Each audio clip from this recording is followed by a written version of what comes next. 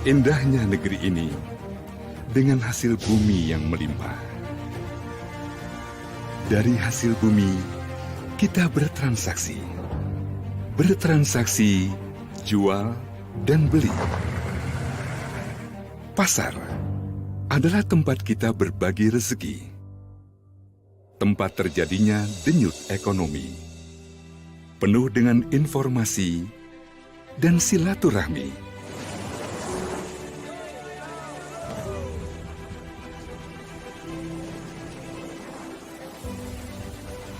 Hasilnya bisa kita nikmati. Kesejahteraan masyarakat harus didukung keuangan yang sehat. Karena itu, perbankan sangat penting bagi industri keuangan nasional. Kepercayaan nasabah merupakan faktor utama dalam industri perbankan.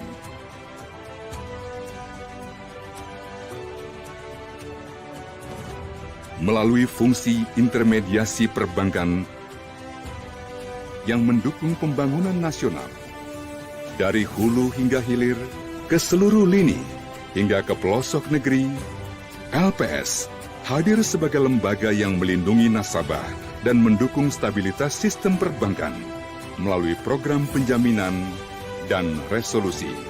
LPS turut serta memelihara stabilitas perbankan dalam pembangunan nasional demi kesejahteraan Indonesia di masa yang akan datang. Dari kita, untuk kita. LPS, aman, tenang, pasti.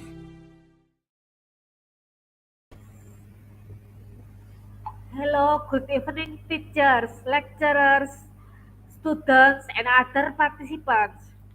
Welcome to International Class INT5001 of Temu Pendidik Nusantara 9.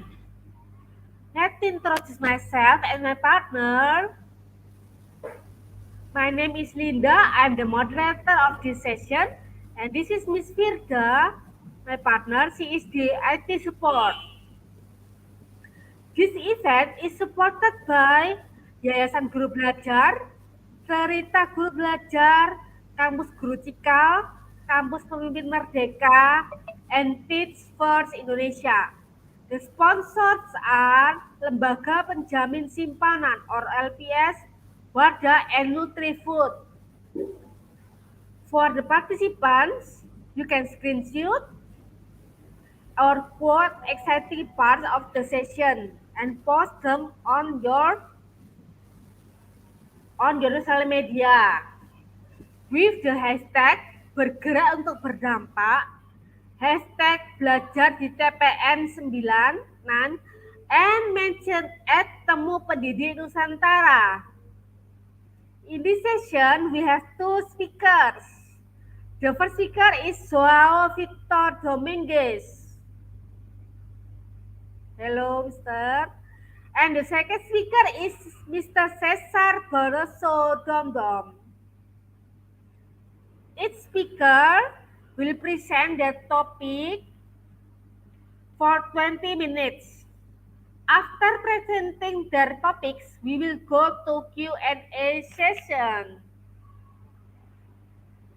Before we go to the first speaker, there is a video that must be shown.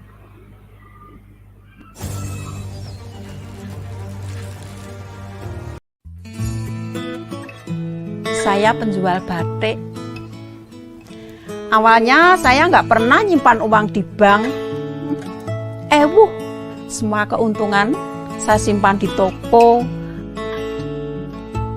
Kalau di rumah ya saya simpan di bawah bantal. Semenjak kena kebakaran, uang saya hangus semua sampai ludes. Habis. Semenjak itu saya sadar saya harus nabung di bank, nyimpen uang di bank. Ya biar aman dan tentram. Ya pastinya bank kita ya harus ada yang jamin, ya toh? simpanan Anda di bank dijamin hingga 2 miliar rupiah.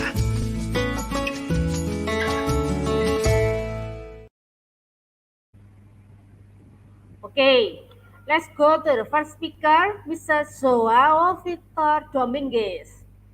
He is the head of training for senior executive at the Brazilian National School of Public Administration or Enap, specialist in innovation and educational technologies by Enap, and specialist in managing global governance by the German Institute for Development and Sustainability or IDOS.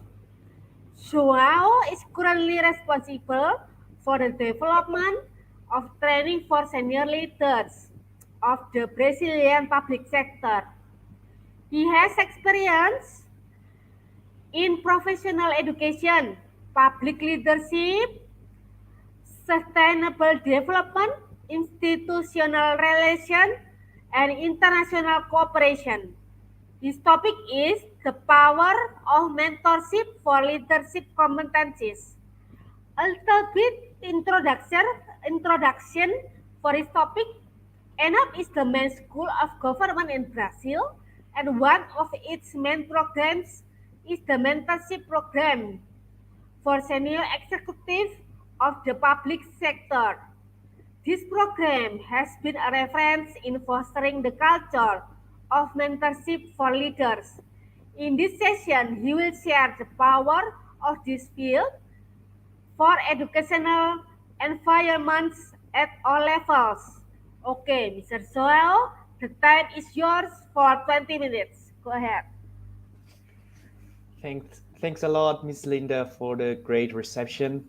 Hello, everyone. Good morning from Brazil, because here in Brazil, it's still early. It's 6 in the morning.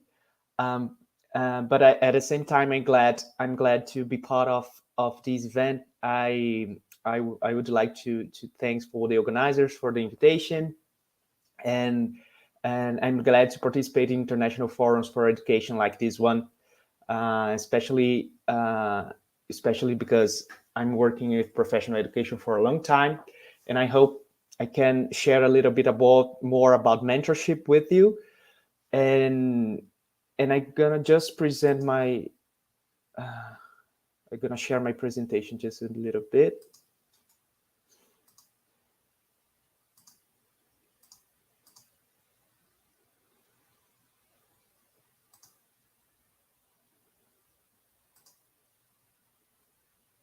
I hope you can see right now.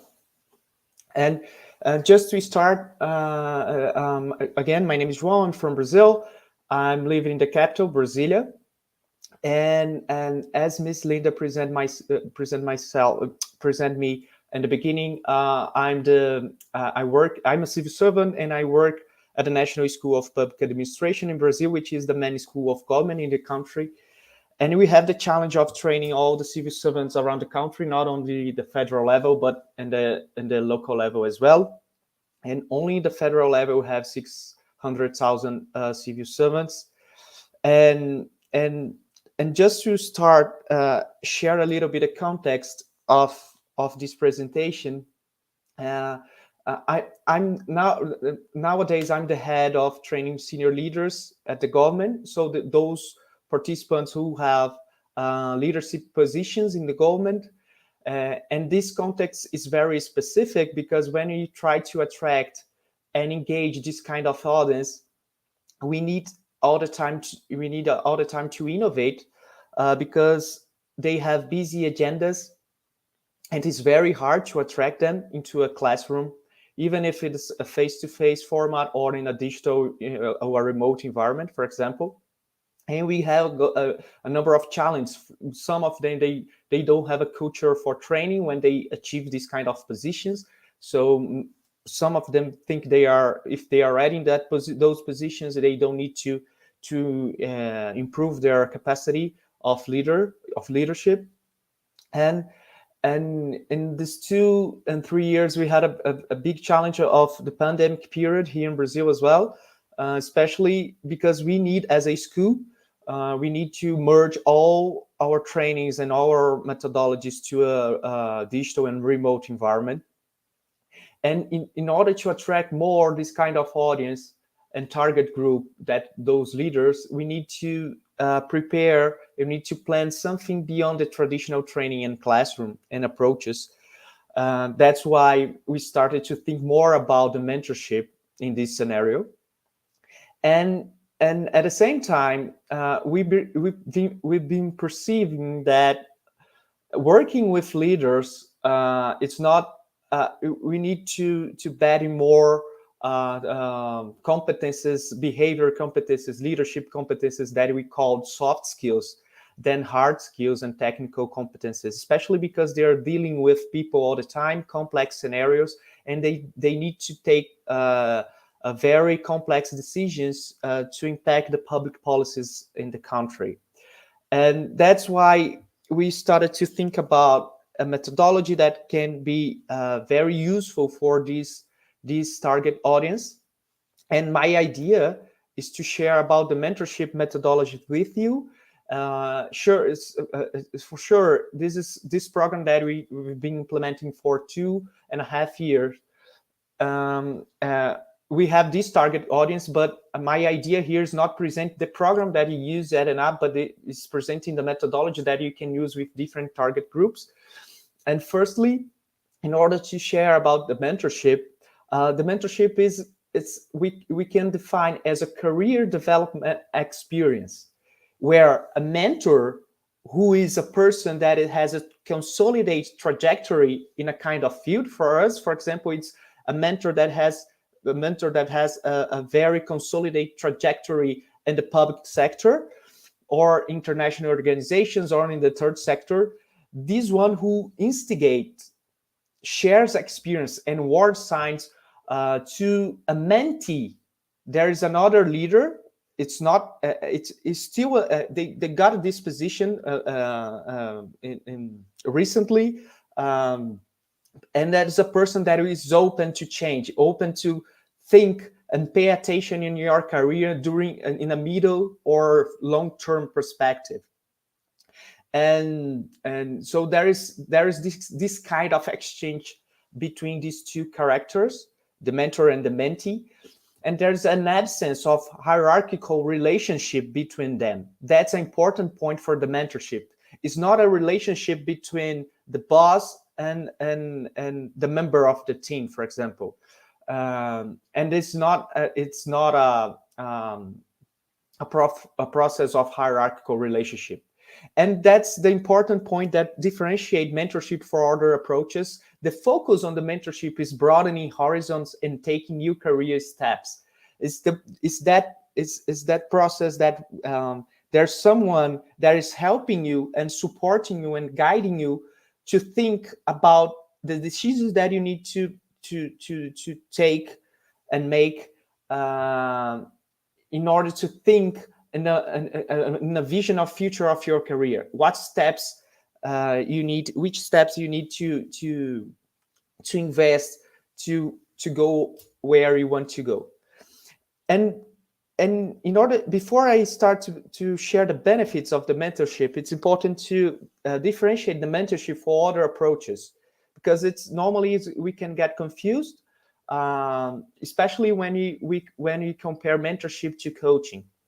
And so mentorship is not about handling specific projects to achieve better results when you're in your work environment, for example, because mentorship, as I mentioned to you, it's a focus on a middle and long-term perspective of the career. So we don't want to achieve better results in a specific project with mentorship. That's not about that.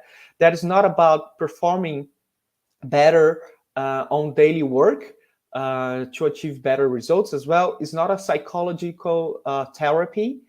It's not a coaching. And then the next pages I'm going to explain a little bit more about these differences between a mentorship and coaching. It's not about a tavern talk when you put two persons at the same space to just share ideas, tell stories for one on to other, but informally. But the mentorship is a formal structure, is a formal format when you put two persons with complementary competences that one can help other to achieve, to think about your career, take an eye on in your steps for the career. It's not about a feedback. It's not a boss feedback or a colleague feedback as well. And you don't, the focus not solving an immediate problem in your work environment, because again, it's focused on the future. And it's not an onboarding methodology. Onboarding it's that approach when a person just start a new role or a new job in an institution or organization, and that institution receive with a number of acclimatization, you receive with some training or with some guidance for institutional culture and so on. So this is just a broader view of what is not mentorship. And just to compare with coaching, that is a mention about the coaching approach and a coaching methodology. That is a process that focuses on the development of competencies that are relevant for the challenge that he or she has in the current, and that's important, this word, a current personal professional cycle. So therefore, coaching equips the person to deal with the situation, reality, or current position. And so so we can see that coaching here in the presentation, we can see that this word current, coach is about current challenges and current realities and that position. And mentorship, it's about the challenge of long time steps for the career. It's a vision of the future for the decisions that you need to make right now. And what are the benefits of mentorship when you use in your educational institutions? Not only for there are a lot of benefits for the institution and for the members of this institution as well. The first one, it accelerates the professionalization because you start to foster a culture of planning your own development. Normally, when you start in a work environment, we start to work automatically with the roles that we have right now. And when we start to think about when you want to be in 3, 4, 5 years, normally your decisions need to go to a different path. And when there is someone that passed for a lot of challenge during this career, his or her career, it can be helped, like he or she can help a lot with the process of the mentorship. The number two, the mentorship recognizes and values the exchange of experience in the curriculum, and it is very rare to see schools or educational institutions that values this kind of formal exchange of experience beyond the classroom. And the mentorship helps with that, to innovate in the curriculum.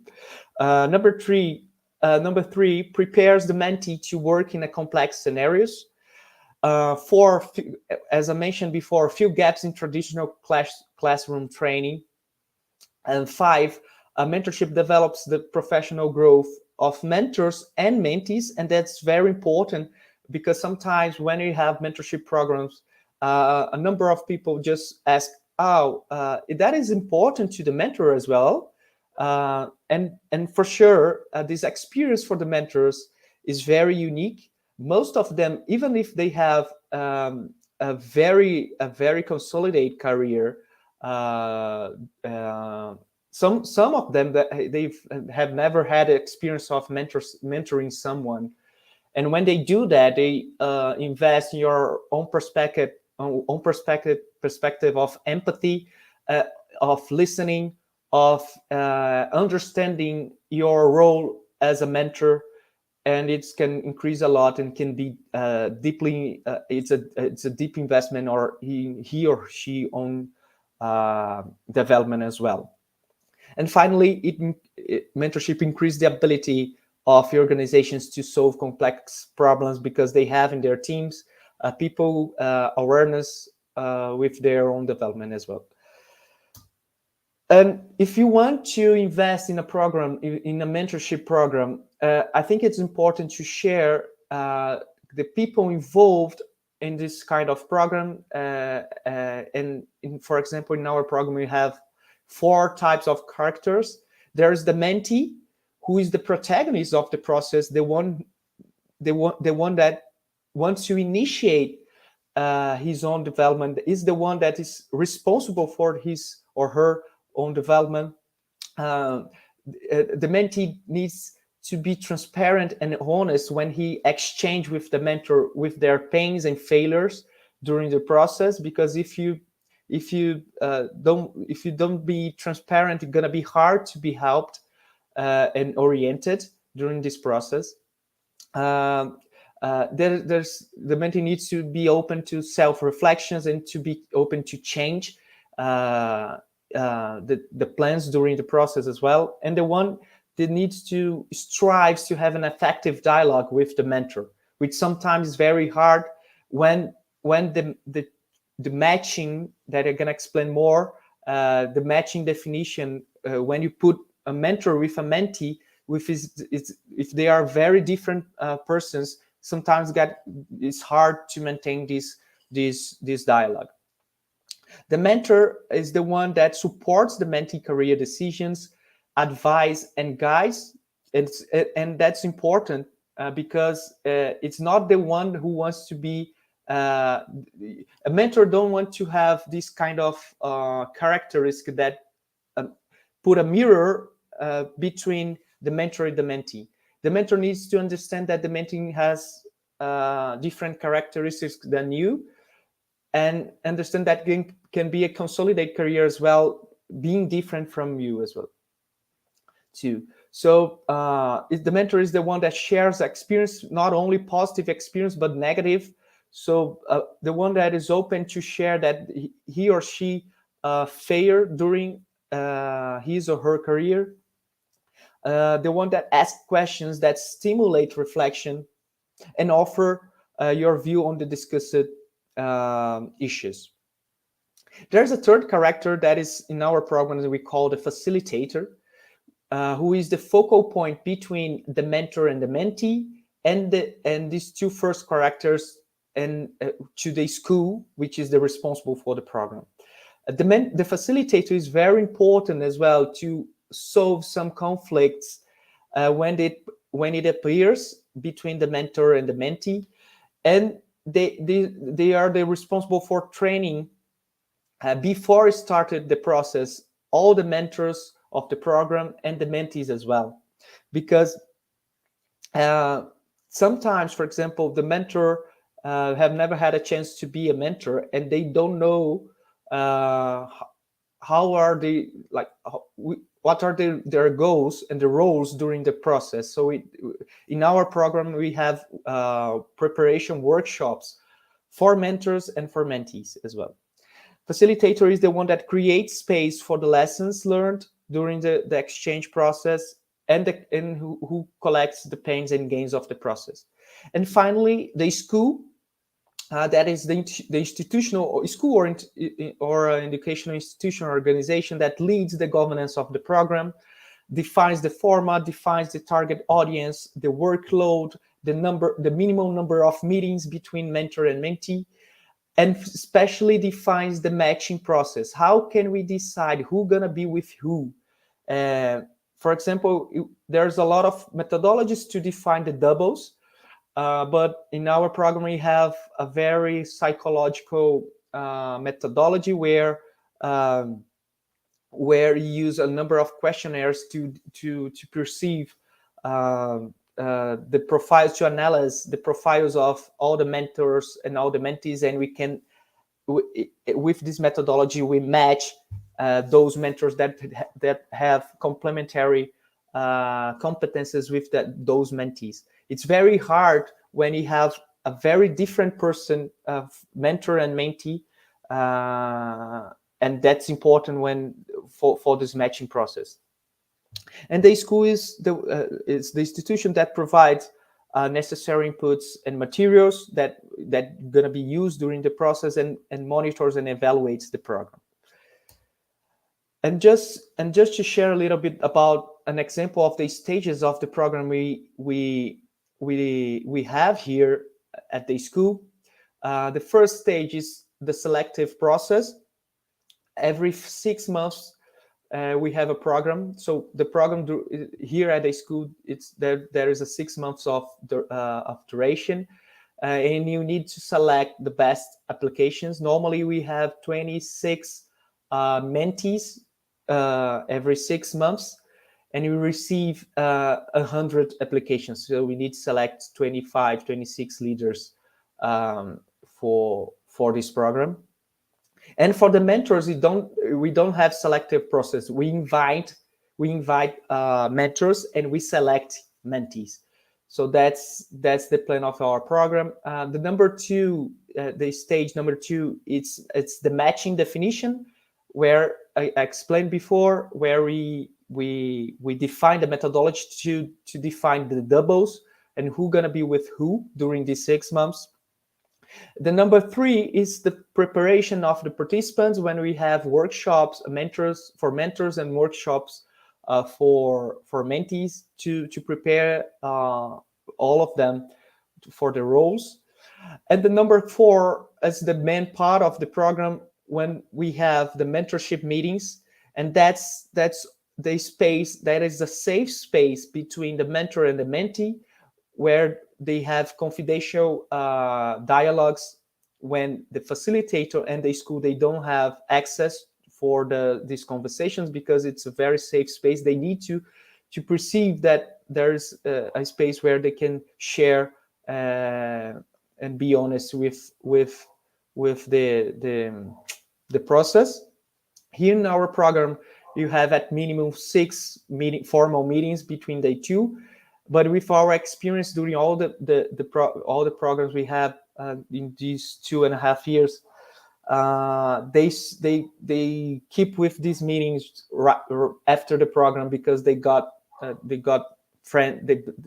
were friends, and there's very deep relationship between these two participants during the process. And finally, the follow-up of the facilitator during all the process, all the exchange period, and finally the evaluation of the school to evaluate and see if there's some needs for change for the next program. So that's I know that I only have 20 minutes, but that's just an idea of sharing a little bit about the methodology of mentorship. If you want to invest in this kind of methodology, I can guarantee that it is very deep in terms of capacities, increase the capacity of think in a future vision of the career of the participants. We can use this methodology for different kinds of public, for the target audience. We use over here for civil servants, and especially those leaders in the public sector, but you can use in very different formats. And if you want to know more about this methodology, you can send an email, and this is my LinkedIn as well. And if you want to know more, don't hesitate in contact me. Thanks a lot. I hope and after my colleague, greetings for my colleague Carlos. I can answer some questions from you as well. Thanks a lot. Thank you, Mr. João.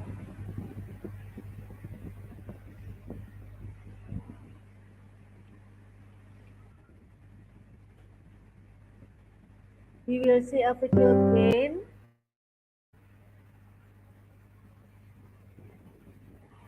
We will see a video again. Nama saya Ibeng. Dulunya saya karyawan. Tapi kena PHK. Kok ya nggak kepikiran buat nabung. Nggak tahu kenapa males. Saya coba usaha angkringan. Alhamdulillah rame.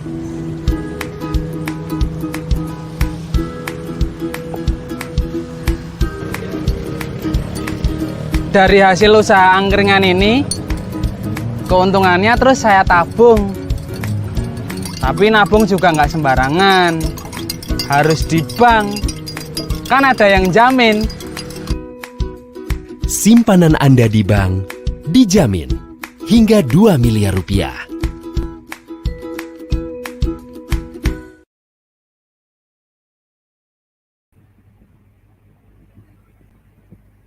Okay. Next is Mr. Cesar. His name is Cesar Barroso Domdom. Graduated at Pangasinan State University Bayambang campus with the degree of Bachelor of Secondary Education major in Social Studies. He is a former student-teacher exchange in Universitas Negeri Padang. He is taking his master degree at Lyceum Northwestern University in the Philippines. Masters of Arts in Education major in School Administration. He is currently teaching in Perpetual Health College of Pangasinan as a junior high school teacher. His topic is benevolence in achieving the best of learning, teaching strategies and lesson planning. A brief of his topic, his own teaching strategies, domains of learning, lesson planning in the Philippines. Okay, Mr. Cesar, the time is yours for 20 minutes. Thank you, Miss Linda. Okay, I'm going to present my screen now.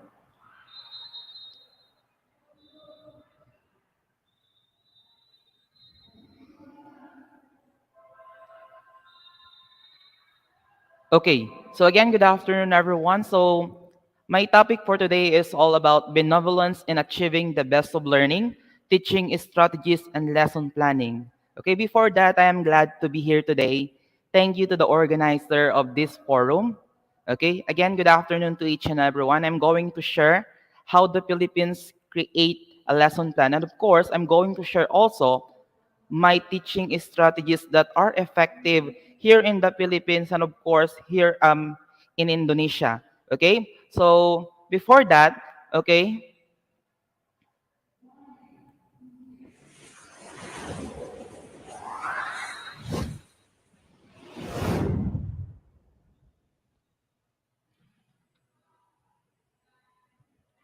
okay, a short introduction to myself. Again, I am a former student-teacher exchange in Universidad Negeri Padang and also a former student-teacher as SMP Negeri Satu Padang in West Sumatra and also a licensed professional teacher here in the Philippines. Okay, so again, I'm teaching here at Perpetual Health College of Pangasinan as a junior high school teacher. Okay, taking my master's in Lyceum Northwestern University, major in school administration. Okay, so let's start. So how can we achieve the best of learning? Every one of you are asking, what are the best strategies in teaching? Okay, as I observe here in Philippines and here in Indonesia, of course, I stay in Indonesia for almost 1 month. Okay, last 2019. Okay, so I explore a lot.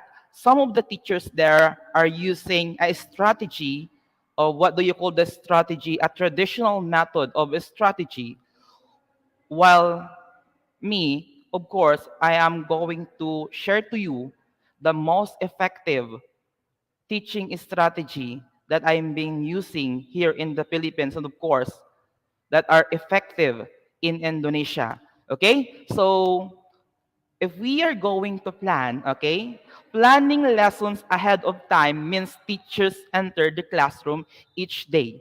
If you are going to notice, planning is very effective, okay? It is very effective in our classroom, okay? If we are going to define plan design, or make a plan, or something to build, or something to be made. And of course, an intention or decision about what one is going to do. Okay, so here in the Philippines, we are using a lesson plan. Okay, if you are going to use a lesson plan, okay, you need to consider this acronym, SMART. In Philippines, if we are going to create a lesson plan here, you should be specific to your objectives, and of course, your objectives should be measurable, and of course, attainable, and of course, relevant and time-based. Okay, what are those concepts? Okay, if you are going to create your objective, make sure that your objective is smart. Okay, you have to set a goal in the past were difficult to achieve, meaning to say your objective should be smart or should be specific, be clear and specific as much as possible with what you want to achieve in your discussion. Okay, the more narrow your goal is, the more you understand the step in the teaching learning process. And next one, measurable. When we say measurable, of course, you are going to measure the knowledge of your students. Okay? Another, of course, is achievable. If you are going to create your objectives, make sure your objectives is achievable by your students, okay? And also consider your students' individual differences. We all know that if we are going to look in the context in the classroom, the students are very, what do you call that, a diverse learner. Okay, they have individual differences. According to Howard Gardner, okay, a psychology, diba? Multiple intelligences, that all of the students are different. They have their own knowledge, and of course, they have their own intelligence. Okay, next is relevant. Okay, when you setting goals for yourself, you need to consider that they are relevant. If you do not consider that your lesson is not relevant, then your student should not. Okay, the objective is not clear. And of course, the last one is time-based. Make sure your goal is, what do you call that? What is your goal or your time frame in discussion? Here in the Philippines, our administrator gave us 1 hour to discuss the lesson, including motivation, discussion, and checking of the attendance, and of course, the evaluation. Okay, that is smart. Make sure that if you're going to create your objectives, make sure that you will use the acronym SMART: specific, measurable, attainable, relevant, and time-based. Aside from that, okay, a lesson plan is a roadmap of teachers. It is a roadmap teachers create to structure daily activities in their classroom. For me, lesson plan is a blueprint in my classroom. Why? Okay, why the lesson plan is very important? Okay, a lesson plan helps provide you thinking time during the lesson. Meaning to say, a lesson plan is a blueprint to your discussion. Okay, it enables you to reflect on how the lesson is going while it is in the progress. Okay, so if you are going to think about whether how a small adjustment might need to be made, and time to think about how well each student's learning experience is optimized. Okay, in your lesson plan, you need to consider the individual differences of the students. Okay, while I'm teaching there in Indonesia, in West Sumatra, Indonesia, Padang, Indonesia, I considered all the students. Actually, I observed for almost 1 week before I teach to them. Okay, so I observed a lot. Some of the students are kinesthetic learners, visual learners, auditory learners. So what are the best method for that? Okay, I'm going to share to you. Okay, let's start. Okay, so in creating your objectives, here in the Philippines, we consider the 3 domains of learning. Okay, we have affective domain, wherein we are going to focus on the feelings and emotions of our students, and of course, cognitive domain. Okay, we are going also to focus on the intellectual aspect of our students, and especially the last one is the psychomotor domains of learning. Okay, of course, I am a social studies major that they said that my major or my specialization is a boring subject. Okay, so I create the strategies that my students, okay, will engage to my discussion. Okay, I'm going to share to you one by one. Okay, let's go to the Bloom's taxonomy. Okay, in the Bloom's taxonomy, if you are going to create your objectives in the cognitive domain, here are the hierarchy. Okay, this is the modern Bloom's taxonomy. We have creating, evaluating, analyzing, applying, understanding, and remembering. Okay, if your lesson is more on applying, understanding, and remembering the lesson, or enumerate the lesson, it is all about knowledge base. Your thinking skills is lower order. Okay, what I'm going to say is, if you're going to use applying, understanding, and remembering, okay, you are measuring the low order thinking skill of your students.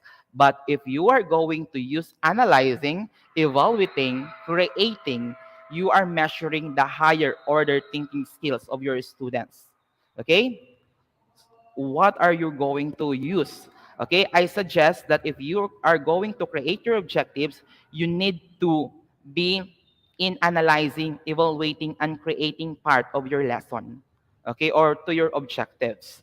Okay, so let's start with the teaching strategies. Actually, I explore a lot in teaching strategies. I test. Okay, I test a lot of teaching strategies.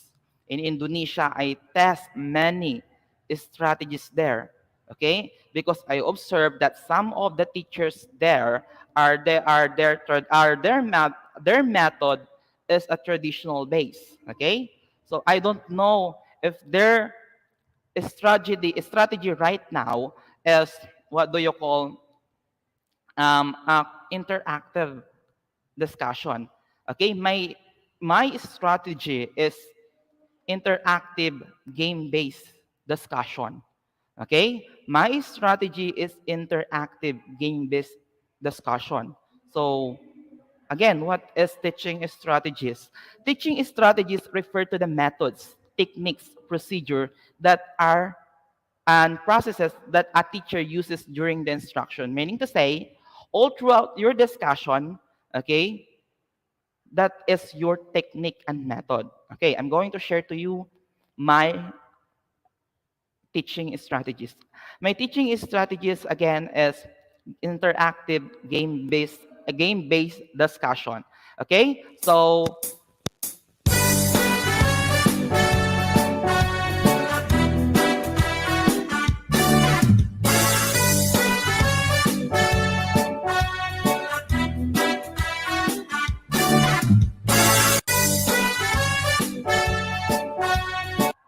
in my lesson, I always begin with a countdown, a 60 seconds countdown, okay, to make my students, okay, settle down. Okay, if my students are all settled, then I will start my discussion. Actually, my discussion, all throughout my discussion, my students are just playing a game. Okay, they're just playing a game while they are learning. Okay, so I'm going to introduce one. This is my ancient jar. Okay, this is my ancient jar. Okay, in ancient jar, I use this as reinforcement or the rewards. Okay, each inside the jar there are a lots of stickers. Okay, that symbolizes a plus point in my discussion. Okay, that is my rewards. Okay, I'm teaching grade 7 to grade 10 social studies. Okay, the perception of the students, social studies is very difficult subject. They said that a social studies subject is a boring subject. Okay, I debunk that perception. Okay, I use a strategy. Okay, the first strategy is this one. I use tagisan ng talino.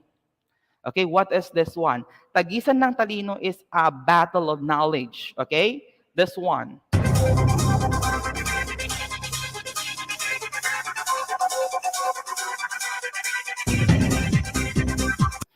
Each of my students, of course, are holding a piece of paper with the letters of A, B, C, and D, just like a quiz bee. Okay? We are playing a game, but the students are learning. Okay? The second strategy is this one.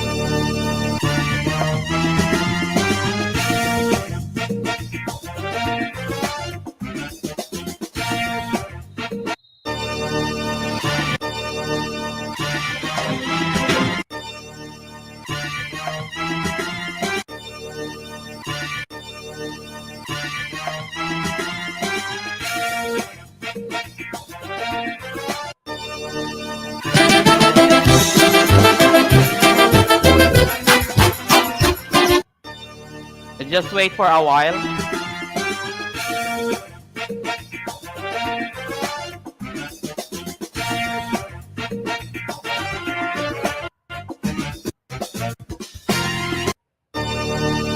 Just wait for a while. I need to stop my...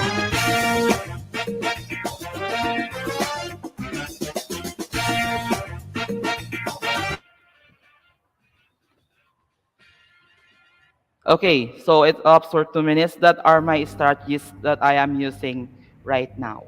Okay, so can I share one additional video, Miss Linda?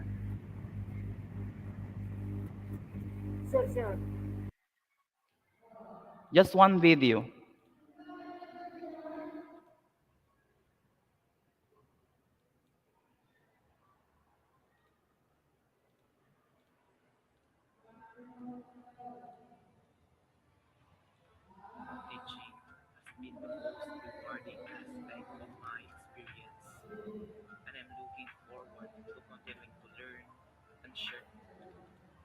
Can you share my screen, Miss? I cannot see my screen right now. Thank you. Teaching has been the most rewarding aspect of my experience, and I'm looking forward to continuing to learn and share what I...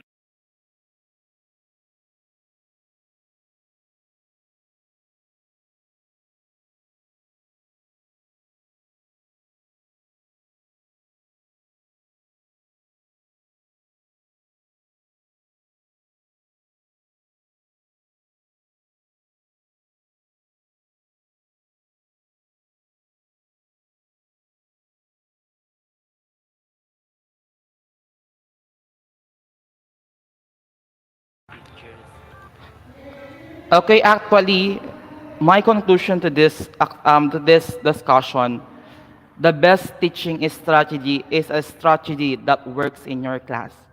If I'm going to sum up all the strategies that I use all throughout my experience in teaching, there are no best strategy in the class. The best strategy or the best teaching strategy, a strategy that works in your class. Okay? Again, thank you so much. Terima kasih to the organizer of this forum. Thank you very much. Okay, thank you.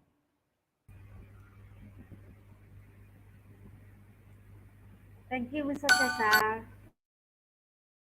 We will see a video again. Go ahead, Ms. Firda. Tak perlu berpikir dua kali untuk menabung. Aman ada LPS. Semua cita-citaku pasti akan tercapai. Aman ada LPS. Sekarang menabung tak perlu khawatir lagi. Aman ada LPS. Ada lembaga penjamin simpanan untukku. Aman ada LPS. Gapai cita mulai dari menabung. Aman ada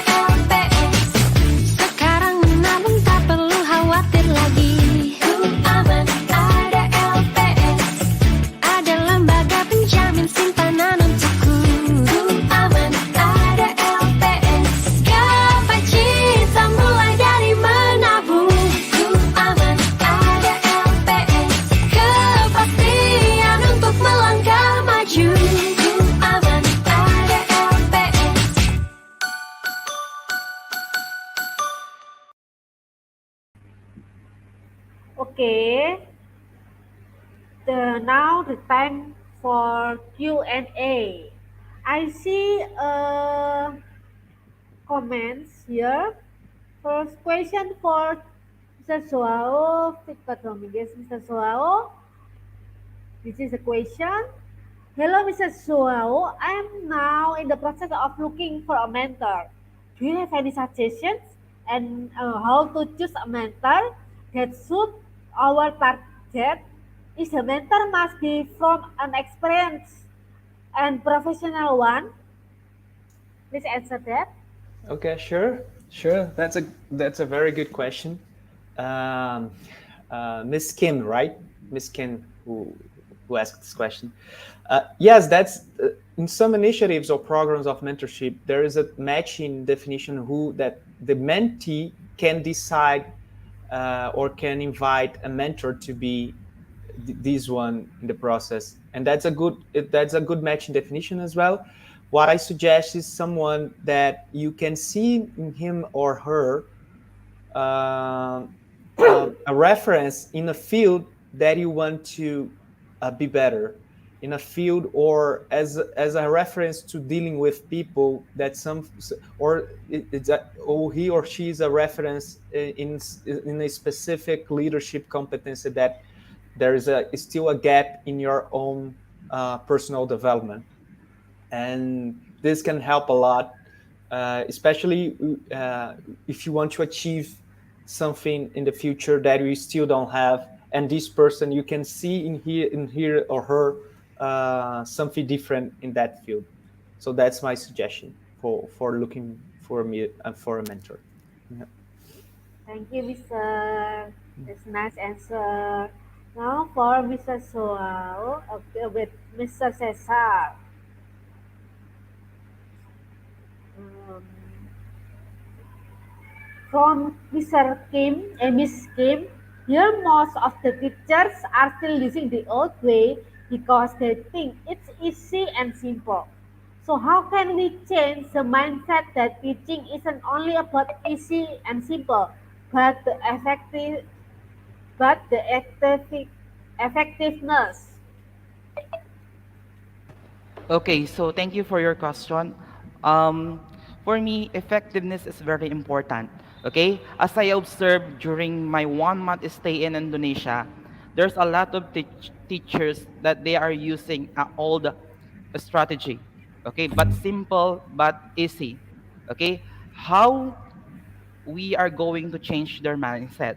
Okay, we are going to change their mindset by simply maybe we can provide trainings, workshop, and of course, a seminar for them, okay, about the interactive or the 21st century skills. Okay, so we need to provide trainings, skills.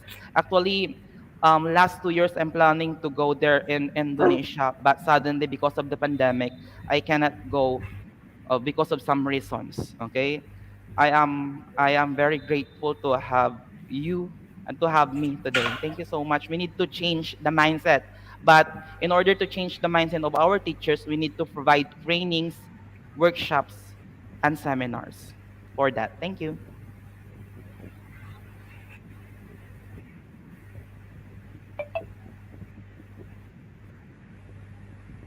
Thank you for the answer, Mr. Cesar.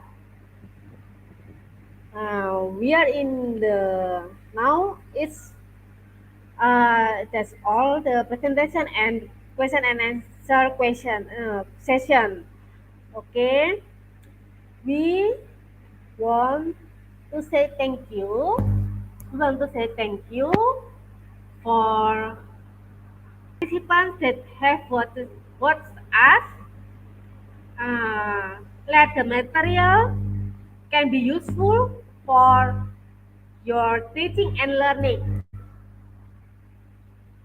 See you next year in Temu Benik Nusantara 10. Thanks a lot, Ms. Linda. Congratulate Cesar. Very good presentation. Yeah. Thank you so much to the organizer. Thank you so much, Mr. Zhao. Bye bye. See you next year.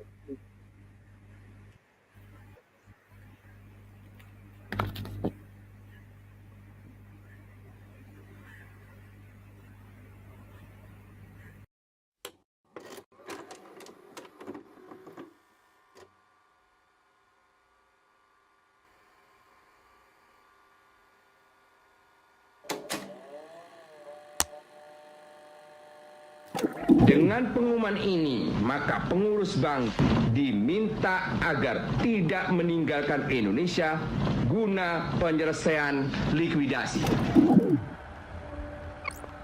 Pada tahun 1997 hingga 1998, badai krisis moneter dan perbankan menghantam Indonesia. Masyarakat berbondong-bondong antri di bank dan ATM untuk menarik dana mereka. Presiden meminta Menteri Keuangan sama Gubernur BI untuk mengambil langkah-langkah menghadapi permasalahan ini di perbankan. Bank yang sudah tidak bisa ditolong, tutup aja. Bank yang masih bisa diselamatkan, ya apakah harus merger atau langkah-langkah lain supaya dibantu. Nah itu nanti bulan November itu dicabut izin 16 bank. Kekacauan terjadi di mana-mana. Situasi chaos ini disebabkan hilangnya kepercayaan dari masyarakat terhadap perbankan. 16 bank saat itu kolaps.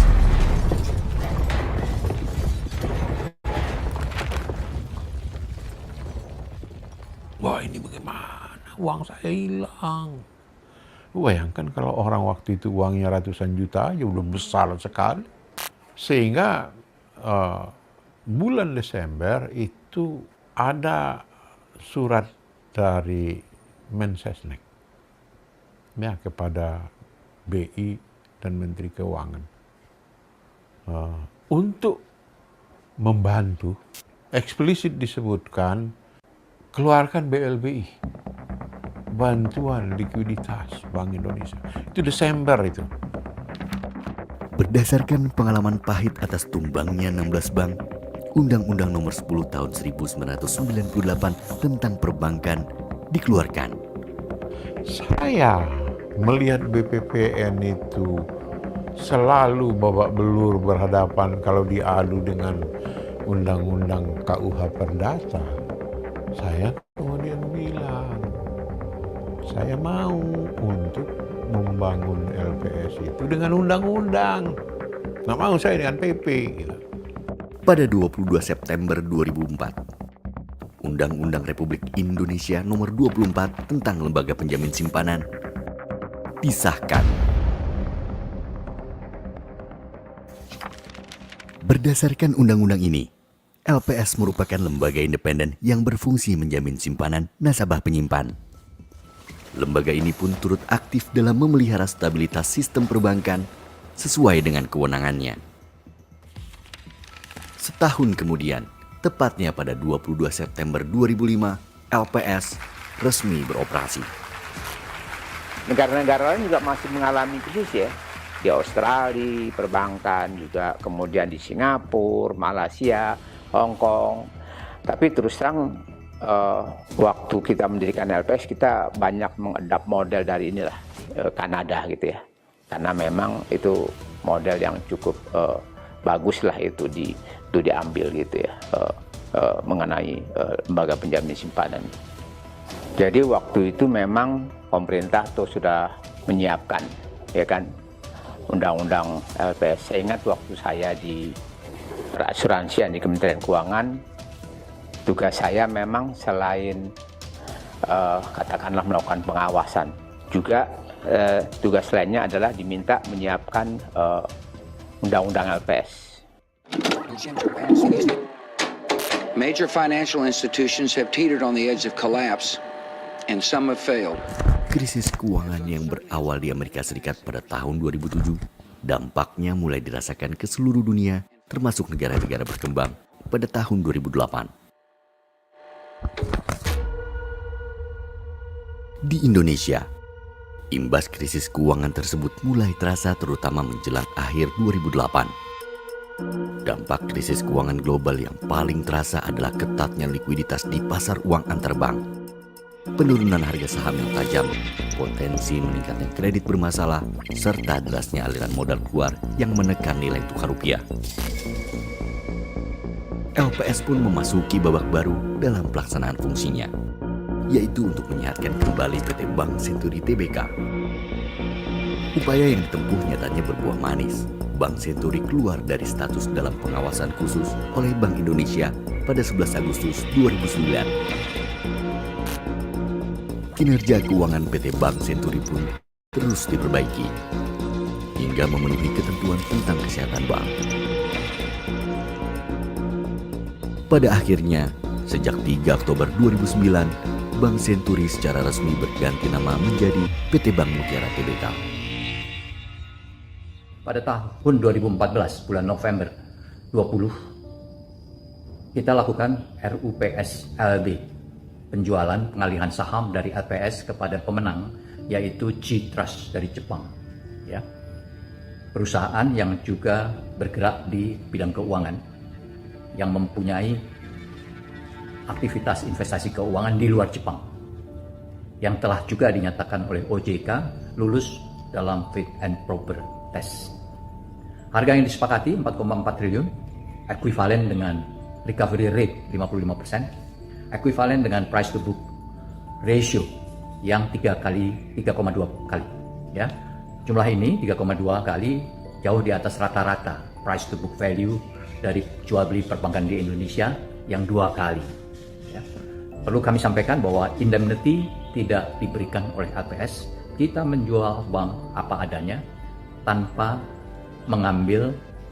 mengakseptasi risiko-risiko yang muncul di kemudian hari. Dalam perjalanannya, DPR dan pemerintah mengesahkan Undang-Undang Pencegahan dan Penanganan Krisis Sistem Keuangan atau PPKSK. Undang-undang ini memberikan mandat baru bagi LPS, terutama dalam penanganan krisis keuangan.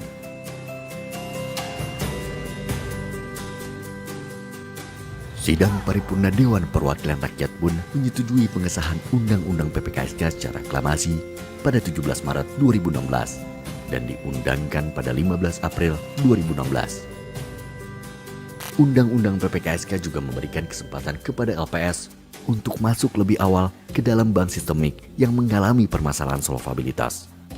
Langkah ini tentunya untuk menentukan resolusi penyihatan yang tepat. Dengan sekarang disahkannya Undang-Undang PPKSK, peranan dan tantangan LPS menjadi semakin besar. Kalau pada saat yang lalu adalah betul-betul menjaga dan memberikan jaminan bagi simpanan masyarakat di perbankan, peranan LPS sekarang meningkat menjadi pelaksana program restrukturisasi perbankan.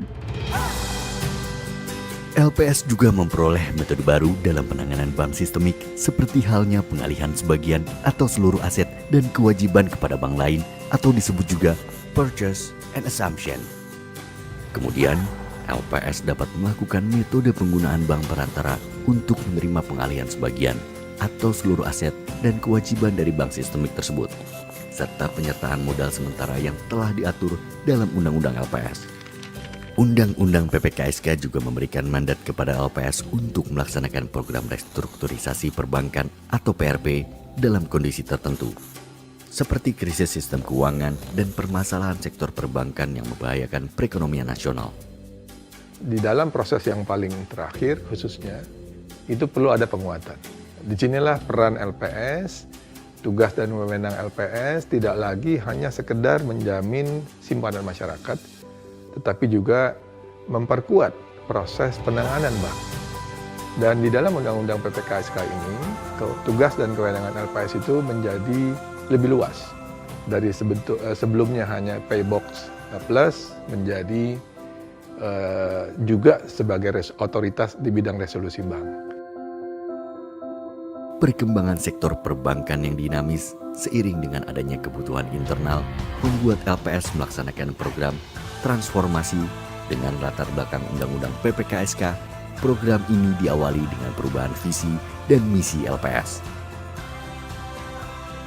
Visi LPS adalah menjadi lembaga yang terdepan, terpercaya, dan diakui di tingkat nasional dan internasional dalam menjamin simpanan nasabah dan melaksanakan resolusi bank untuk mendorong dan memelihara stabilitas sistem keuangan. Sedangkan misi LPS adalah berkomitmen untuk menyelenggarakan penjamin simpanan yang efektif dalam rangka melindungi nasabah, melaksanakan resolusi bank yang efektif dan efisien, melaksanakan penanganan krisis melalui restrukturisasi bank yang efektif dan efisien, dan berperan aktif dalam mendorong dan memelihara stabilitas sistem keuangan nasional. Berdasarkan data per Agustus 2021, jumlah rekening simpanan yang dijamin LPS telah mencapai di atas target, yaitu 99,92% atau lebih dari 360 juta rekening. Angka ini melebihi target yang ditetapkan Undang-Undang LPS sebesar 90%. Jadi sekarang saya tidak takut lagi buat nabung di bank yang lain dikarenakan ada penjamin yang namanya LPS. Saya merasa senang. Ternyata itu benar-benar LPS itu menjaminnya 100%. Alhamdulillah itu udah ada info dari bank, di bank itu sudah ditangani oleh LPS. Saya senang lah. Terima kasih kepada LPS. LPS yang menjamin uang kita. Terima kasih LPS. LPS bersama anggota KSSK yakni Kementerian Keuangan, Bank Indonesia, dan OJK melakukan koordinasi dan komunikasi secara intensif demi terciptanya sinergi kebijakan untuk menjaga stabilitas keuangan dalam rangka mendorong pemulihan ekonomi nasional. Di usia 16 tahun ini, LPS berkomitmen untuk terus berinovasi dan memperbaiki diri karena kami sadar amanah yang diberikan dan tantangan yang kami hadapi semakin berat. Kami berkomitmen untuk menjaga kepercayaan nasabah perbankan melalui program penjaminan simpanan dan resolusi bank. Pada kesempatan ini, izinkan saya mengucapkan terima kasih kepada seluruh masyarakat Indonesia atas dukungannya kepada LPS. Kami juga mengapresiasi pemerintah, DPR RI, regulator, dan industri perbankan yang telah bekerja keras bahu-membahu dalam menjaga stabilitas sistem keuangan dan mendorong perekonomian nasional.